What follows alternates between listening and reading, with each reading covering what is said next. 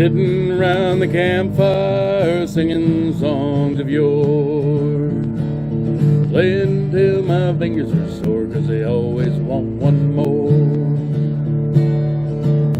Yeah, we're sitting around the campfire singing songs of yore, playing till my fingers are sore on the Campfire Troubadour. Well, a good day to you, fair gentlemen and ladies. Thank you for joining me today for a wee bit of singing and a wee history lesson. Now, they call me two wives, the Campfire Troubadour, singing songs of yore and songs about yore. Now, today I'll be singing for you a song called Barbara Allen. Now, this song comes from the British Isles, though whether from England, Scotland, or Ireland is unclear. It's old enough to have been mentioned by Samuel Pepys in his diary entry of January 2nd, 1666. Now, from the British Isles, the song soon established itself in America, where it became very popular. Now, it's believed that this song refers to a relationship between King Charles II and the most notorious of his many mistresses, the Duchess of Cleveland, Barbara Villiers, with whom he had 5 children, which were all acknowledged and subsequently ennobled. Barbara Villiers was considered to be one of the most beautiful women of her time, tall, voluptuous, with masses of brunette hair, slightly slanted violet eyes, and unmarred alabaster skin. The latter was a rarity in Europe at the time. You see, as a child, Barbara had survived smallpox, although without the usual scarring, and was therefore immune to the outbreak sweeping through Europe. This would soon become very important to her future, and indeed the future of England. Barbara was also known to be extremely flirtatious and at times very ill-tempered. Now, Barbara played quite an important role in English history, but first some backstory. Upon the execution of King Charles I in 1649, at the end of the English Civil War, the highly respected Villiers family, being royalists well connected to the Stuart family, had secretly transferred its loyalty to his son, King Charles II, the Prince of Wales. Now, Barbara married Roger Palmer in 1659, also a loyalist, determined to see Charles II back on the throne. Barbara was chosen to travel to Spanish Netherlands as a messenger to inform Charles II, who had been living there in exile for 9 years, that the way was clear for his return to England. She was chosen because of her immunity to smallpox previously mentioned, as well as being able to leverage her beauty for access to areas denied to most people. Barbara became the mistress of King Charles II the next year. As a reward for her services, the king bestowed upon Palmer the title Baron of Limerick and the Earl of Castleman in 1661. Barbara and her husband officially separated in 1662 after the birth of her first son. These titles were given with a stipulation that they could be passed down through Palmer's heirs only by children that Barbara had bore, thus serving as a way for the king to indirectly secure an inheritance for his illegitimate children. Upon the birth of the above-mentioned son, Lady Castleman was appointed Lady of the Bedchamber, despite opposition from King Charles II's wife, Queen Catherine, who was the daughter of the King of Portugal. Barbara and the Queen feuded constantly. Perhaps an underlying reason for this was that the Queen was barren. Now, Barbara's influence over King Charles II waxed and waned throughout her tenure as royal mistress. At the height of her influence, it was so great that she has been referred to as, quote, the uncrowned queen, end quote. Barbara sat for many official portraits. These paintings were copied onto engravings and sold to the public, making her one of the most recognized women in England at the time. Of her 6 children, 5 were acknowledged by King Charles II as his own. He did not believe the youngest to be his, but Lady Castleman still held powerful influence over the king and threatened to kill the child if he denied paternity. It's a testament to her hold over him that the king groveled in front of the court to beg forgiveness and claim paternity for the child. In 1670, Barbara was given the titles of Countess of Castleman and the Duchess of Cleveland in her own right by the king. The dukedom, upon Barbara's death, was to be passed on to her eldest son, despite his illegitimacy. King Charles II died in 1685, and Lady Barbara Castleman died in 1709.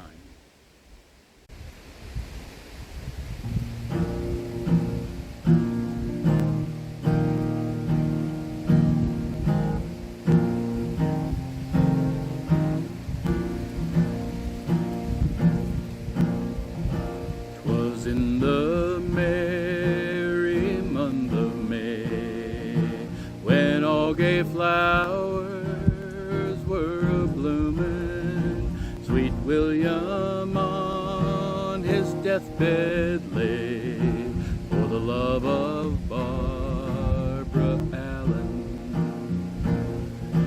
He sent his servant to the place where she was dwelling, said, "You must come to my master's house, if your name be Barbara Allen."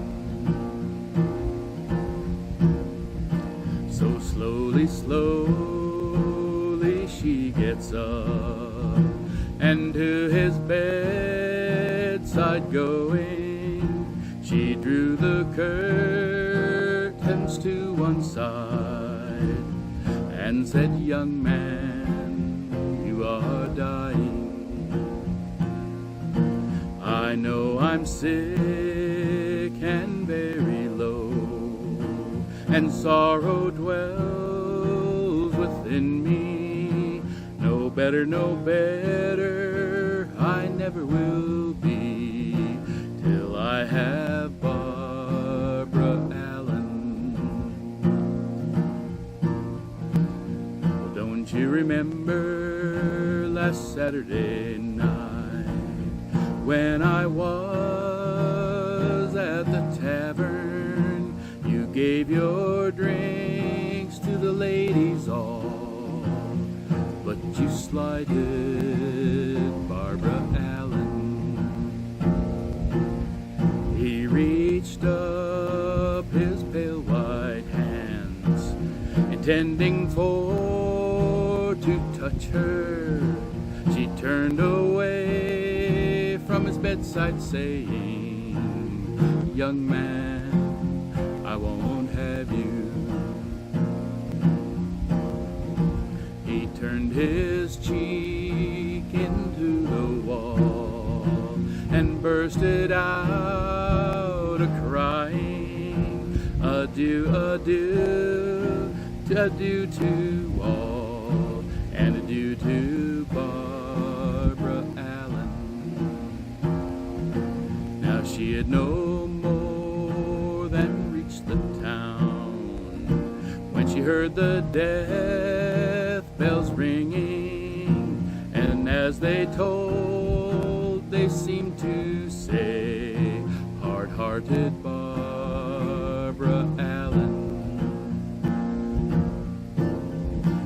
Oh mother, go make my bed, make it both long and narrow. Sweet William died for love of me, and I will die of sorrow. A hard-hearted creature that I was, to slight the one who loved me so dearly. I wish I had been more kinder to him the time of his life when he was near me. Oh Father, go dig my grave and make it both long and narrow. Sweet William died for me today, I'll die for him tomorrow. this maid she then did die, and desired to be buried by him, and repented herself before she died, that ever she did deny him. Now sweet William was buried in the old churchyard, and Barbara laid there nigh him, and out of his grave grew a red, red rose, and out of hers a briar.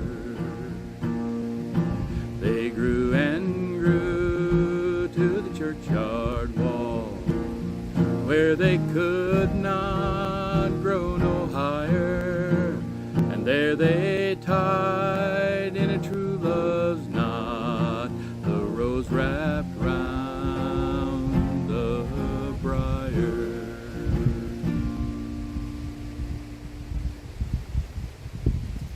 Well, thank you for joining me today for a wee bit of singing and a wee history lesson.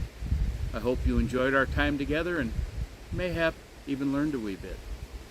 Until we meet again, I remain your humble servant, Two Wise, the Campfire Troubadour.